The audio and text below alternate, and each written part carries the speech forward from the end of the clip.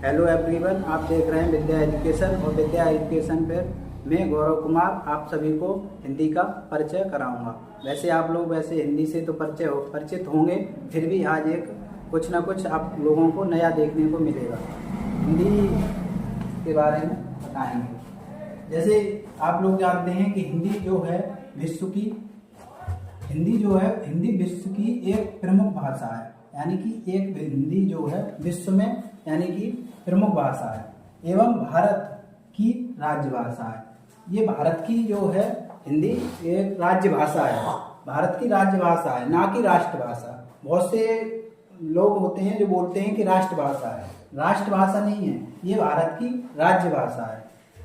हिंदी भाषा का वर्णन, हिंदी जो भाषा का जो वर्णन है वो भारतीय संविधान के भाग 17 एवं अनुसूची 8 में अनुच्छेद 343 से 351 तक मिलता है।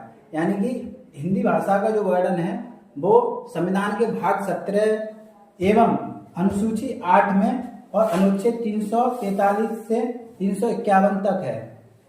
हिंदी भाषा को राज्य भाषा, जो हिंदी भाषा है, या किसी के दिमाग में तो विचार आया होगा कि हिंदी भाषा को राज्य भाषा का दर्जा दिया है। तो हिंदी भाषा का जो राज्य भाषा का जो दर्जा दिया गया था, वो दर्जा दिलाने के पीछे एक प्रस्ताव आया था। वो प्रस्ताव गोपाल स्वामी अयंगर ने प्रस्तुत किया था। यानी कि जो हिंदी भाषा को राज्य भाषा का दर्जा दिलाने के लिए प्रस्ताव भेजा था वो गोपाल स्वामी अयंगर ने प्रस्तुत किया था। अब है हिंदी के विकास का जो क्रम। अब हिंदी किससे उत्पन्न हुई, किस तरीके से हिंदी बनी, तो हिंदी जो बनी है उसका क्रम क्या है विकास का।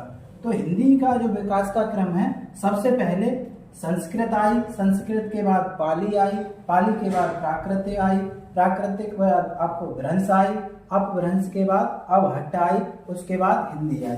यानी कि हिंदी को कई चरणों से गुजरना पड़ा।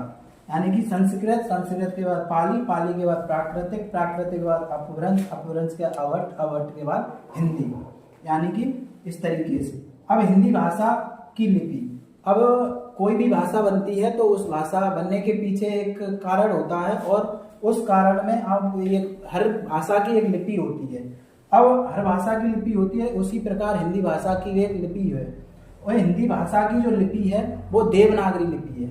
हिंदी भाषा की देवनागरी लिपि है, या फिर इसे नागरी भी बोल सकते हैं। नागरी क्यों बोल सकते हैं, क्योंकि नागरी जो है वो प्राचीनतम भाषा है। यानी कि देवनागरी की जो प्राचीनतम भाषा है वो नागरी भाषा बोलते हैं, नागरी लिपि बोलते हैं। प्रमुख भाषा एवं उनकी लिपियां। अब इसी पर मैंने हिंदी भाषा के विकास क्रम में एक क्वेश्चन आया है, ये क्वेश्चन रखा है कि हिंदी भाषा के विकास का सही क्रम कौन सा है। यानी हिंदी भाषा के जो विकास का आप सही क्रम बताएंगे कौन सा है, क्योंकि अपभ्रंश, हिंदी, पाली, प्राकृतिक, पाली, प्राकृतिक, अपभ्रंश, हिंदी, प्राकृतिक, अपभ्रंश, हिंदी, पाली, पाली, अपभ्रंश, प्राकृत और हिंदी। यानी बीच में कुछ चीजें छोड़ दी हैं। छोड़ने के पीछे यानी इसमें कोई दिक्कत नहीं है। अब इसमें आप क्वेश्चन को आंसर छांटेंगे तो अपभ्रंश, हिंदी, पाली, प्राकृतिक, यानी कि प्राकृतिक नहीं होगी क्योंकि प्राकृतिक सबसे पहले आएगी।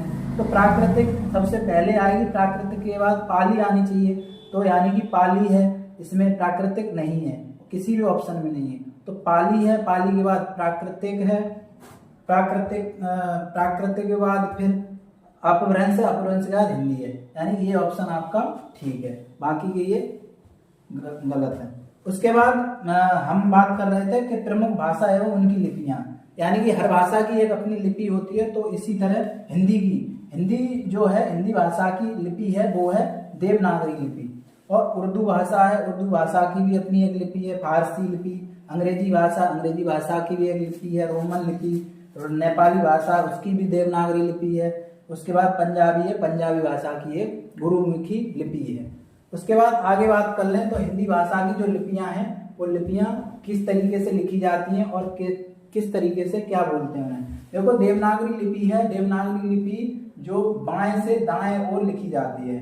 यानी कि हम कोई भी शब्द लिखते हैं तो हम बाएं से दाएं ओर लिखते हैं, क्योंकि ये वाला हमारा कौन सा हाथ होता है, बायां हाथ होता है। तो बाएं हाथ ऊपर के बाएं से दाएं की तरफ चलते हैं। जैसे हमने किसी का कोई चीज लिखी, जैसे कमल, अगर हमने कमल लिखा है तो इस तरीके से ही तो चल रहा है। इधर हमारी कौन सी साइड है, ये बाएं है, इधर दाएं है, तो हम यानी कि बाएं और दाएं की तरफ लिखते हैं। तो इसी तरह देवनागरी लिपि का जो लिखने का वर्णन है वो क्या है कि बाएं से दाएं ओर लिखी जाती है। इसकी पहचान क्षैतिज रेखा से है, जिसे शिरोरेखा यानी कि शिरोरेखा कहते हैं। जैसे हमने कोई चीज लिखी, जैसे कमल लिखा, तो इस पे एक ऊपर रेखा खींचेंगे, वो क्या है, यानी कि शिरोरेखा है, शिरोरेखा हो गई।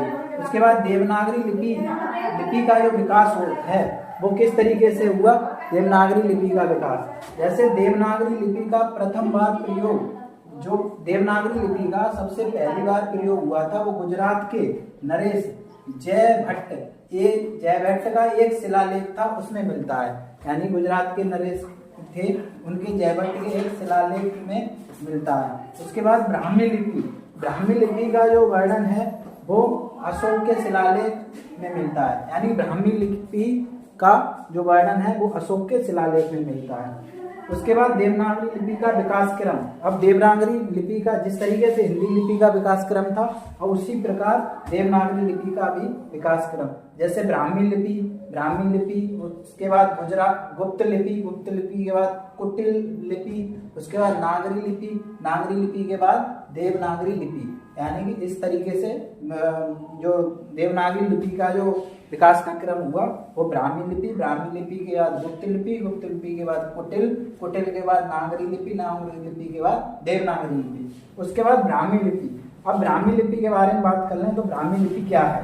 ब्राह्मी लिपि भारत की प्राचीनतम लिपियों में से एक है।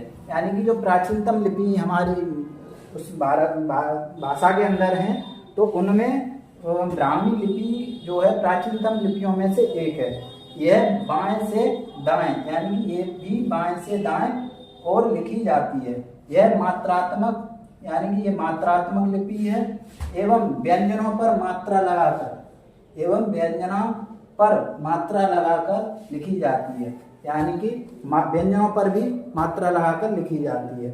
इसी बीच अब इससे आगे का टॉपिक हम नेक्स्ट वीडियो में